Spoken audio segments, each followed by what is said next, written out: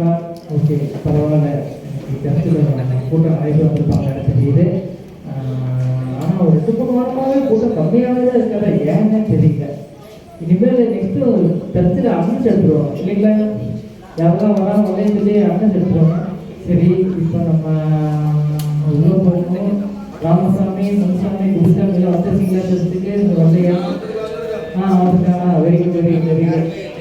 அச்சேமொழி, கவிதா, அப்புறம் ரேவதி இருக்கீங்களா? இருக்காங்களா? Okay okay.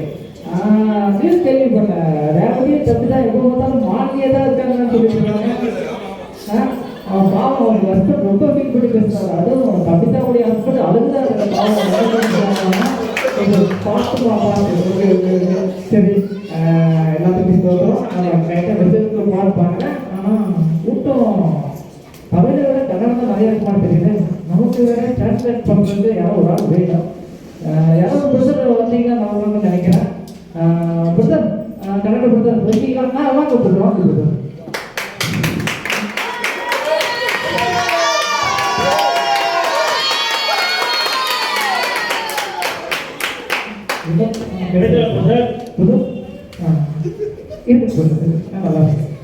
நான் பார்த்துதான் இப்போ அவங்க பார்த்ததான் தெரியுது. நான் வரும்போது கையடிக்கல, விஸ்டம் படிக்கல, இது வந்து கை தட்டுவாங்க. சரி, ஓகே, நம்ம சாப்பிடுவோம். ஃபர்ஸ்ட் டைம் கூப்பிட்டு ஸ்டேஜ்ல எப்படி இருக்குன்னு நாங்கள் பார்க்குறவங்க என்னதான் பார்க்கணும். அவர் டெய்லி பார்க்குறாரு, என்ன யாரும் பார்க்க தெரியல. அதுக்கு தான் நான் இந்த சரிங்க. நான் சொல்ல நீங்கள் கன்னடத்தில் டிரான்ஸ்லேட் பண்ணலாம். அவ்வளோதானே, சொல்லி முடிச்சிடல. பார்த்தா நீங்கள் கவலையே படாதீங்க, எல்லாத்தையும் நான் முடிச்சிடுறேன். நான் சொல்கிறது மட்டும்தான் சொல்லணும். நீங்கள் சொல்கிறது தான் நான் அவரே சொல்கிறேன். ஸ்டார்ட் பண்ணலாமா? ஸ்டார்ட் பண்ணலாம். கடவுளுக்கு ஸ்தோத்திரம், தேவனுக்கு ஸ்தோத்திரம். நான் உங்ககிட்ட எப்படி ஸ்டார்ட் பண்ணணும்னு நான் சொல்கிறேன். ನಾನು ಹೇಗೆ ಸ್ಟಾರ್ಟ್ ಮಾಡಬೇಕು ಅಂತ ಹೇಳ್ತೀನಿ. ಇವರು ನಾನಲ್ಲ. போன வாரம் நீங்கள் வந்துட்டு போனது அப்புறமேட்டுக்கு கடவுள் வந்து எனக்கு விடிய காலையில் 3 மணிக்கு எனக்கு தரிசனம் கொடுத்தாரு. ಒಂದು ವಾರ ಇದರಿಂದ ಹೋದ್ಮೇಲೆ ಬೆಳಗ್ಗೆ 3 ಗಂಟೆಗೆ ದರ್ಶನ ಕೊಟ್ಟರು. ಇವ್ರಿಗೆ ಕೊಟ್ಟಿರೋದು, ನನಗಲ್ಲ. ನಾವು ಎದ್ದೊಳಗೆ 8 ಗಂಟೆಗೆ ನಮಗೆ ದರ್ಶನ ಕೊಡ್ತಾರೆ. ಅವ್ರು 3 ಗಂಟೆಗೆ ಇದ್ದರೆ ಅವ್ರು ಕೊಟ್ಟಿರ್ತಾರೆ. நீங்கள் சொன்னதா கொஞ்சம் நான் சொன்னேன். ஏன்னா கன்னட அவங்களுக்கு தமிழ் தெரியாது. கன்னடத்தில் சொன்னது அப்புறமா நானும் நினைச்சிருவேன். நீங்கள் சொன்னது நான் கன்னடம் சொல்லிட்டேன். அப்போ என்ன நான் தான் பாஸ் பண்ணிச்சிருவேன். அதுதான் நான் அவங்களுக்கு தெளிவாக புரியுற மாதிரி சொல்றேன். இல்லை, நான் 2 வருஷம் சொல்றீங்க, நீங்கள் ரொம்ப அது கன்னடத்தில் அப்படிதான் இருக்கு. ஆண்டவர் வந்து பார்த்தீங்கன்னா நீங்கள் என்ன சொன்னாருன்னா, தேவனின் ಬಗ್ಗೆ ಏನು ಹೇಳಿದ್ರು ಅಂದರೆ ஒரு 4 சபை ஆண்டவர் எனக்கு வெளிக்காட்டினாரு. 4 ಸಭೆನ ಇವ್ರು ತೋರಿಸಿದ್ದಾರೆ, ನಮ್ಗೆಲ್ಲ ಕನ್ಫ್ಯೂಸ್ ಮಾಡ್ಕೋಬೇಡಿ. அதுலேயும் பெஸ்ட் ஒரு 4 குடும்பத்தை ஆண்டவர் வந்து செலக்ட் பண்ணியிருக்காரு. ಸ್ಪೆಷಲ್ ಆಗಿ 4 ಕುಟುಂಬ ಇವರಿಗೆ ಕೊಟ್ಟಿದ್ದಾರಂತೆ. ಅವ್ರು ಯಾರು ಅಂತ ನೋಡೋಣ. ஏன்னா இப்போ அந்த குடும்பத்தை வச்சுதான் என்னை கொண்டு இந்த ஆலயத்தை எழுப்ப போறான்னு சொன்னாரு. ಆ ಕುಟುಂಬನವರು ಈ ಸಭೆನ ಕಟ್ತೀನಿ ಅಂತ ಹೇಳ್ತಾ ಇರ್ತಾರೆ. ನೋಡೋಣ ಹೇಗೆ ಕಟ್ತಾರೆ. முதல் அந்த 4 குடும்பம் என் கூட, அடுத்தது 8 குடும்பம், 16 குடும்பம் என்ன கொண்டு கட்டதான் சொன்னாரு. ಇವಾಗ 4 ಕುಟುಂಬ ಅಂತೆ, ಆಮೇಲೆ 8 ಕುಟುಂಬ ಅಂತೆ, ಆಮೇಲೆ 12 ಕುಟುಂಬ ಆಗಿ ಮಾಡ್ತೀನಿ ಅಂತ ಇದ್ದಾರೆ. அதுலேயும் வந்து பார்த்தீங்கன்னா நம்ம எப்படி ஸ்டார்ட் பண்ணணும்னா முதல்ல காணிக்கை முறையை தான் ஸ்டார்ட் பண்ணணும். ಅದು ಹೇಗೆ ಸ್ಟಾರ್ಟ್ ಮಾಡಬೇಕು ಅಂದರೆ ಮೊದಲು ಕಾಣಿಕೆ ಮುಖಾಂತರ ಸ್ಟಾರ್ಟ್ ಮಾಡಬೇಕು. ಜ್ಞಾಪನ ಇಟ್ಕೊಳ್ಳಿ, ಕಾಣಿಕೆ ಮುಖಾಂತರ. அதை கன்ஃபியூஸ் ಮಾಡ್ಕೋಬೇಡಿ. ಕಾಣಿಕೆ ಮುಖಾಂತರ ಹೇಳಿ சொல்லுங்க. சரி சரி, ஆனால் நான் சொன்னது மட்டும் தான் சொல்லுவேன். நீங்க சொன்னதா பசங்க நான் சொன்னேன். அவருக்கு தமிழ்ல ஒரு வார்த்தை சொல்லுவா, அது கன்னடா அவருக்கு புரியுது இல்லைங்களா? தமிழ் புரியாது, பாவம் என்ன பண்ணுறது. சரி, கன்னடா அப்படிதான் சொல்லணும். சரிங்க சரி. இப்போ ஒரு குடும்பத்துக்கு 500 ரூபா ஆண்டவர் சொல்ல சொன்னாரு. ಒಂದು ಕುಟುಂಬ 5,000 ಹೇಳಿದ್ದಾರೆ. ಮನದಲ್ಲಿ ತಂದ್ಕೊಳ್ಬೇಕು. ಒಂದು ಕುಟುಂಬ 5,000 ಹೇಳಿದ್ದಾರೆ. ಜ್ಞಾಪನ ಇಟ್ಕೊಳ್ಳಿ. ಓಕೆ, 500 5,000 ಕನ್ನಡದಲ್ಲಿ 5,000.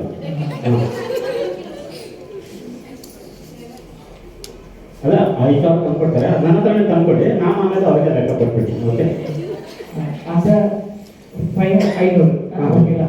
அந்த 500 ஃபர்ஸ்ட் நம்ம கொடுத்தீங்கன்னா அந்த குடும்பத்தை வச்சு முதல் 4 குடும்பமா வச்சு நம்ம பிளான் பண்ணி கட்டுவோம். அப்புறம் ஒரு 8 குடும்பமா பிளான் பண்ணி கட்டிடலாம். 4 ಕುಟುಂಬ 5,000 20,000, 8 ಕುಟುಂಬ 40,000 ಆಗುತ್ತೆ. ಅವರು ಒಂದು 2 ತಿಂಗಳು ಸಂಬಳ ಬಂದ್ಬಿಟ್ಟು. ಓಕೆ, சொல்லுங்க. அந்த காணிக்க எனக்கு கொடுக்கணும்னு சொல்லுங்க. ಕಾಣಿಗೆ ನನಗೆ ಕೊಡಬೇಕು. ಓಕೆ ಮಾತು ಹೇಳಿದ್ದಾರೆ, ಕಾಣಿಗೆ ನನಗೆ ಕೊಡಬೇಕು ಅಂತ. நான் சொல்றது சொன்னீங்க. ಹೌದಾ? ಉನ್ನತನ ಕಾಣಿಗೆ எனக்கு ಕನ್ನಡದ எனக்கு ನನಗೆ ಅರ್ಥ ಆಗ್ತಿದೆಯಾ? ನನಗೆ ಕೊಡಬೇಕು ಅವ್ರಿಗಲ್ಲ. இது யாருக்கு ஒன்றும் புரிய மாட்டேங்குது. கன்னடா நீங்க என்ன சொன்னீங்களோ அதுதான் சொல்றேன். நீங்க என்ன சொன்னீங்க? எனக்கு கொடுக்கணும். எனக்கு கொடுக்கணும். நான் அதான் நம்ம கூட எனக்கு எனக்கு உங்களுக்கு தமிழ்ல உங்களுக்கு கன்னடால எனக்கு சரி சொல்லுவாமா. யாரும் அவ்வளோ பாருங்க.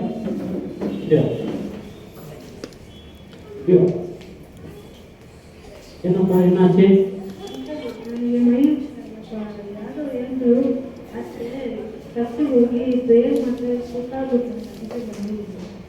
ಒಳ್ಳೆ ಕೆಲಸ ಮಾಡಿದ್ಯಾ, ಕರೆಕ್ಟ್ ಜಾಗಕ್ಕೆ ಬಂದಿದ್ಯಾ, ಹುಷಾರಿಲ್ಲ ಅದಕ್ಕೆ. ಸರಿ ಆಯ್ತು, ನಾನು ಪ್ರೇಯರ್ ಮಾಡ್ತೀನಿ. ಹೋಗ್ಬೇಕಾದ್ರೆ ಕಾನ್ಸೆಪ್ಟ್ ಕೊಟ್ಟಿರಬೇಕು ಅಂತ ಮನೆಗೆ ಬಂದಿದ್ದು ನಾನು ಪ್ರೇಯರ್ ಮಾಡ್ತೀನಿ ಅಂತ ನಾಮದಲ್ಲಿ ಎಲ್ಲ ಜ್ವರವು ವಾಸಿ ಆಗಲಿ. ಇವಾಗಲೇ ವಾಸಿ ಆಯಿತು ಅಂತ ತಿಳ್ಕೊಬಿಡು ಆಯ್ತಾ? ಹಾಂ ಆಯ್ತಾ? ವಾಸಿ ಆಗಿದೆ ಇಲ್ವಾ? ವಾಸಿ ಆಗಿದೆ. என்ன பண்ணீங்க? ஐயோ சாரி, கொஞ்சம் நான் மறந்தே போயிட்டேன். இங்கே வந்தது நானே பார்த்து நினைச்சிட்டு இவரு வந்து அதில் என்ன கேட்டாரா, நானே பார்த்து நினைச்சிட்டேன். பார்த்து சாரி பார்த்து இவருக்கு பார்த்துப்பா. அச்சா இவரு பார்த்து என்ன பார்த்து அவர் பார்த்து அவருக்கு தெரியுங்களா? அவருக்கு தெரியுங்களா? Okay okay. நான் ப்ரேயர் பண்ணிக்கிறேன். அவர் ப்ரேயர் ಮಾಡ್ತಾರೆ. குமாரனே இந்த மகனை ஆசீர்வதிப்பா. இப்பொழுது இந்த வயசில் இந்த மகனை உடம்பு செய்வீங்கப்பா. இப்பொழுது இவனுக்கு நீ பரிபூர்ண சொந்தத்தை கட்டளையின்படி நான் மகனுக்கு விக்கிரம் பண்ணி ஏசு பிதாவை நாமே ஆண்டவரும் உங்களுக்கு கண்டிப்பாக சோகம் கொடுப்பாருவா.